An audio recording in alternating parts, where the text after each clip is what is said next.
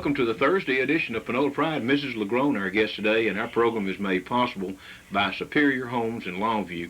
Manufactured housing at its best at Superior Homes. We've got a couple of announcements that we need to make. May I jump right in there? Yes. The Panola County Historical and Genealogical Association will meet next Monday evening at 6:30. All members are urged to attend. Right.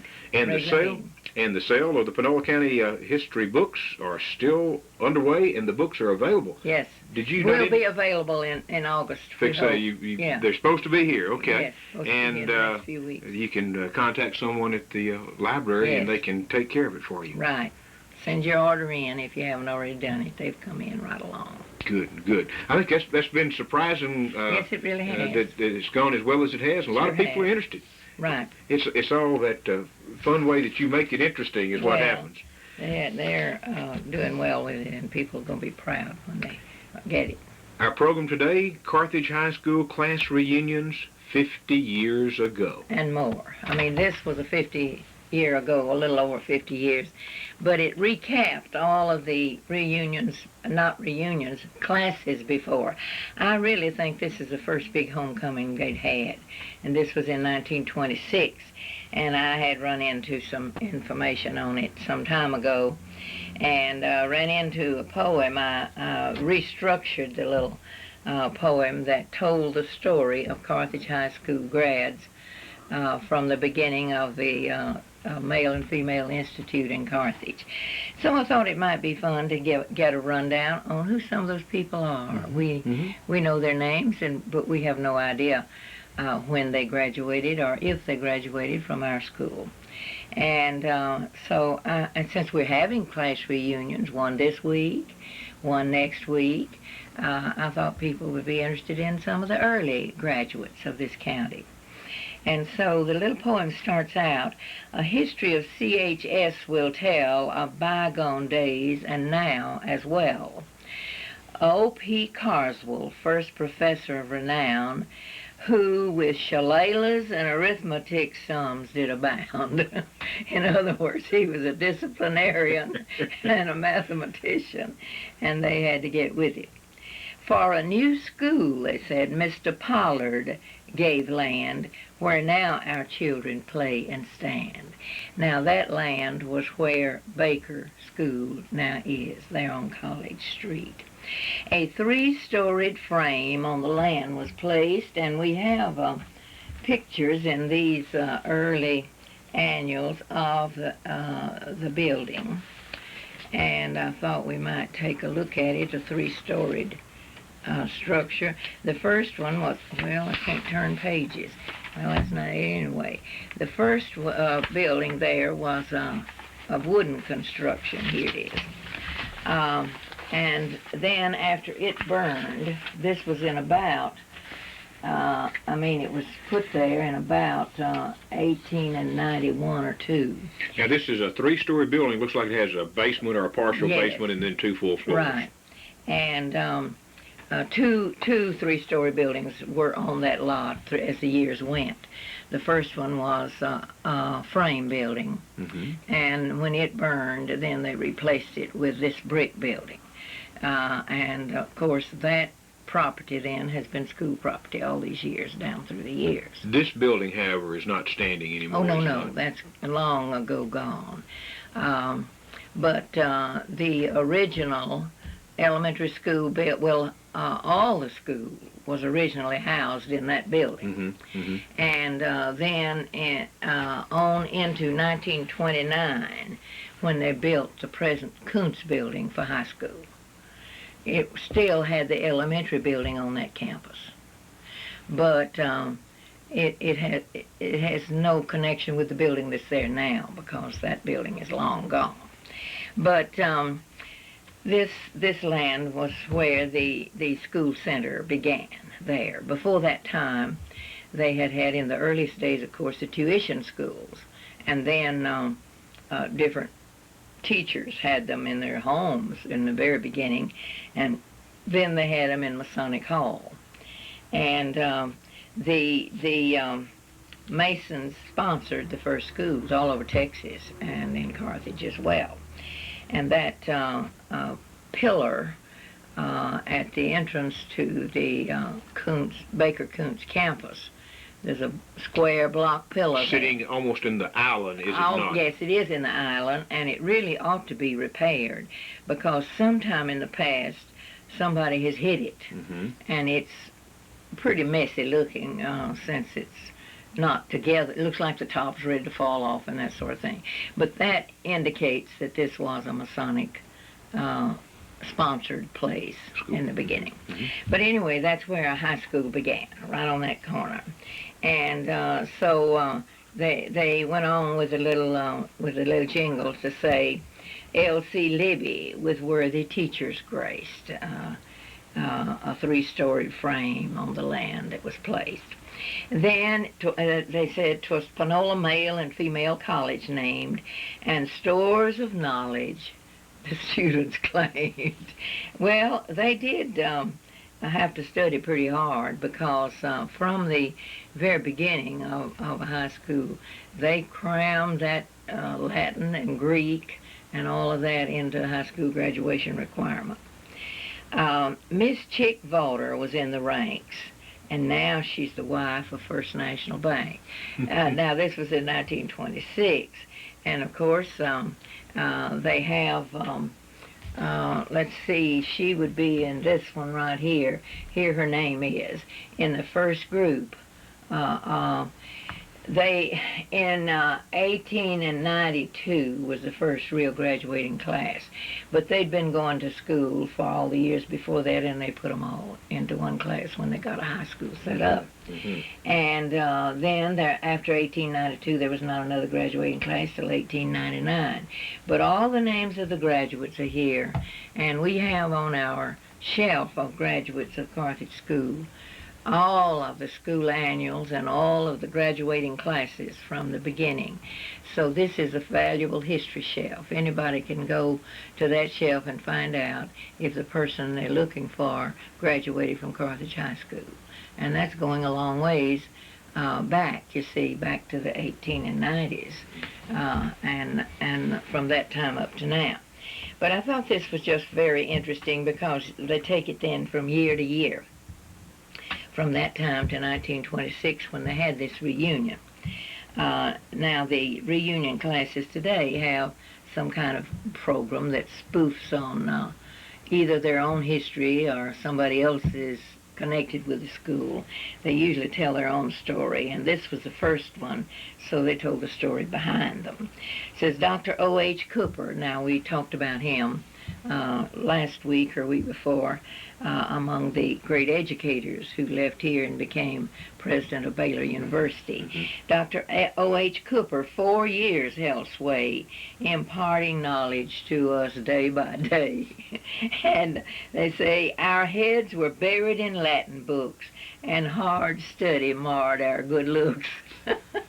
And the Latin and Greek at that time were required. Now, we're not that stiff on foreign language today because that was the classical background, of course, for our language. And now we just take what we can get and are not so demanding that we have the background of our language. We really think our people today ought to know some Spanish since we're next door to Spanish-speaking people. Now then, he brought some pretty stiff rules, you see, that they brought into their story. And these are interesting because we don't have that kind of rules today. Something was mentioned about the last night at choir practice. We were talking about so-and-so would be out next Sunday because the band will be gone to camp and so on. And one of our members that used to teach, there's several in our choir that used to teach in our high school, and one of them says, what is band camp? I says, oh, things have changed since you were up there. We didn't have band camps in our day, but now we do, and they go and have a great time together getting ready for the school year. They used to have to get ready on the streets of Carthage, and they didn't have this. But it goes on to say, among the city rules he brought was one many of us surely fought. Between the playgrounds, a high board wall, so the boys could not see the girls at all. I'm sure a lot of people did not know that they had a divided campus between boys and girls. They were not allowed to play together nor even see each other and talk to each other. If one was seen passing a note around or through that wall, he was in trouble. They were not to speak to each other in school unless it were in class to answer questions. So they were pretty upset about being divided, and they still. I remember when we first came into Carthage, there were still people that thought that was just terrible, that they divided the campus and didn't let girls and boys play together. But then that wasn't quite so bad as all the rules in 1911 Mr. Esco had. Not even the teachers through the week could have beaux to whom to speak. They couldn't dare speak to a young man, and they didn't hire married women at all at that time to teach in the school, and the single girls were not allowed to date during the school week. Then comes a class, they say, of 1903, when Professor C.L. Turner, ruling free, had Beatrice Wall, who married her Knight. Now that's Miss Arch Knight, who had the home where Underwood's offices now are, law offices. And our Toastmaster plan, the reunion right. Miss Jenny May, then in 1904, had one classmate, Long, you see. There were just two of them that year in 1904, two graduates, Miss Jenny May and Philip Long. And in 1905, Ruby Wooten was the only graduate. And she became, of course, a graduate with no opposition. It wasn't hard for her to make the grade because she didn't have to work again. Valedictorian and salutatorian. Everything. But in 1906, two walked down the aisles of fame, but who could call knowledge their game? For Mabel Wall was one. Some will remember Mabel Wall, yes, and Edwin Hull, the other, you'd guess. Two graduates in 1906. See, we've grown some. Certainly have. Since 1906. In 1907, two climbed to the top. Ross and Anderson would not stop. Now, they had more than two in that class as juniors, but they didn't go on and graduate that year. Professor Logan, dignified and sedate in 1909, had four make the date. In 1909, there was Logan and Wall and Comer and Jones. They brought joy to their families at home. Now, this is in 1909, yes. And their names, of course, are in this record. Temple Wall, Leonard Logan, Anna Sue Comer, and Lucille Jones. Now, those names would be familiar to some of the older people. But in 1909, that's a while ago. In 1910, Professor Wright came our way and brought us teachers that are here to stay. Now, from 1910, some of those were long-term teachers that stayed with Carthage School a while, is what they're saying there. There are Gladys Chadwick and Sadie Hull. Now, people will remember them. And Cecile Lawrence, the best in the world. And then the class of 1911 had 5 to pass. And Professor Esco was the professor. We've already mentioned his rule that teachers couldn't have dates during the week. Of that class, 5 passed, and one was a lawyer who led the class. Strong he was, as Jim Strong, and married Willie Bell Boynton. So now Perkins, Matthews, and Morgan are left to tell. That's the other 3, making 5 in that class, and their pictures are in some of the old annuals. The class of 1912 had 6 ladies to graduate, no men. There were Phillips and Ross, the first 2. Whitney and Brooke came marching in, and Hawthorne and Holland had scores to win. That's Miss Cosette. Claybo was in that class. So we began to come into the time when we knew the people. Then a lot of people remember A.J. Holmes, or remember about him. He became the superintendent in 1913, and that's when the school became a graded school. Up till then, they didn't have all of that grades. They all studied the same books and up to a certain place, and then got those books again till they memorized them. A.J. Holmes was the ruler there in culturing the minds and memories fair. 10 was the number who graduated that day, and their names in Pine Burr will stay there in the 19 and 13 listing of graduates. No girls graced the 1914 class. There were 9 in class, and there were 4 girls in that class, but those 4 girls didn't go on through. So there were 4 boys that graduated that year. There had been 9 in the class when they were juniors. But back in those days, not all of them went all the way through, you see. Still don't. Some of them drop out before they finish. Anyway, these 4 boys proved faithful to the last. And in 19 and 15, a varied class have we: a banker, a doctor, a farmer, and teachers 3. In 19 and 15, there were 13 in the class. So they had a good many come out of that class, several, as they said, that became professionals in various professions. And down the line, 1916, we claim Baker, Dennard, Ross, and Pankey of fame. All the girls have changed their names. This was a large class, and we don't have an annual for 1916. They didn't publish them but every 4 years. But when they were freshmen, there were 44 in that class.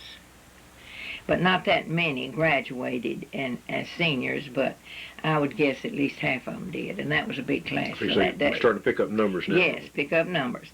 1907, poor Otis and Louise are alone, while all their companions grace a home.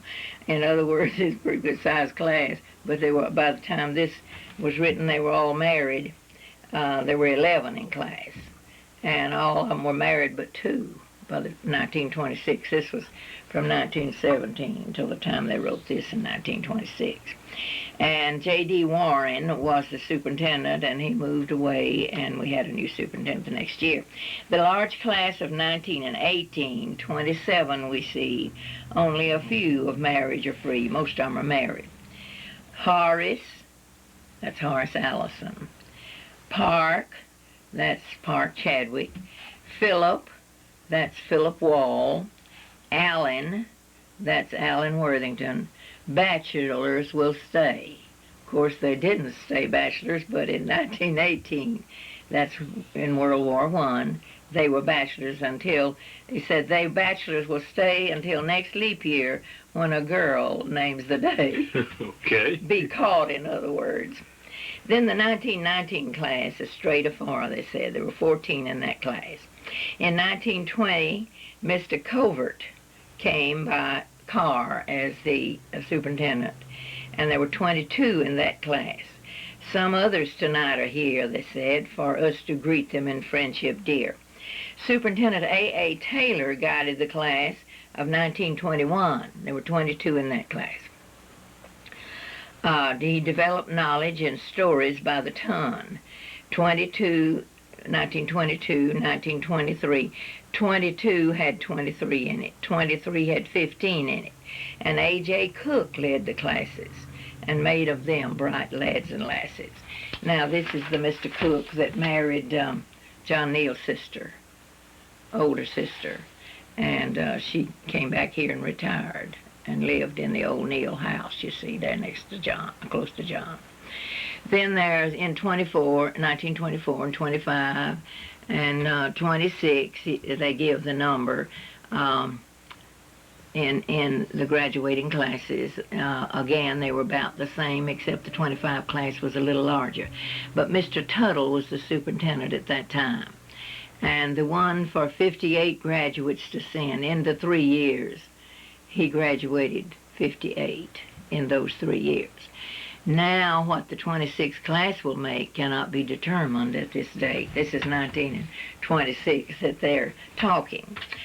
Now then, in comparison to reunions of today, they have classes of 250 to 300 now graduating. And, of course, they have reunions in 10 years or 20 years or 30 years or whatever. And they like to keep coming back to see each other because they don't see each other otherwise. Most of them don't. But you know, the reunions I've noticed, and if I'm invited, I don't miss them if I can avoid it.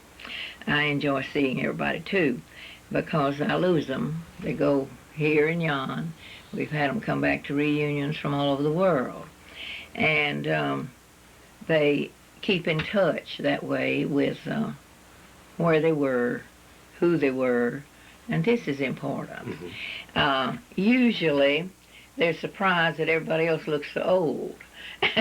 That's always a surprise, because people do change in 20, 30, yes, we do, 40 years. It does make some difference. Sometimes the celebration now lasts more than one day. Then it was just one meeting. Now some classes have one big splash one day and that's it. Some have a whole weekend of it. It depends on how convenient it is for the committee. I have found that usually the ones that are away from here are more eager to have the reunions mm-hmm. than the ones who live here. And very often the ones that live here do not even attend. Yes, that's true. Many times they have nothing to do with it if they live close, because it doesn't seem that important to them. Of course, they haven't seen those that are away, but there's something about pulling the strings home, you know, if you've been away all those years.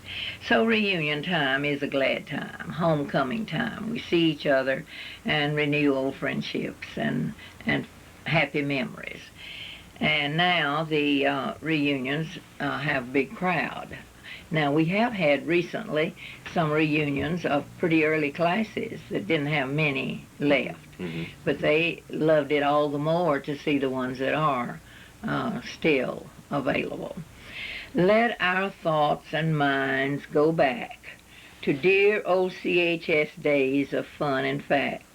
All down the years there will run the common tie that binds our hearts as one. May we ever true to our alumni be, and manage this annual as a time our friends to see. Now, somebody, and this little poetic gesture was not signed, but somebody took a lot of time to put all that together. They did.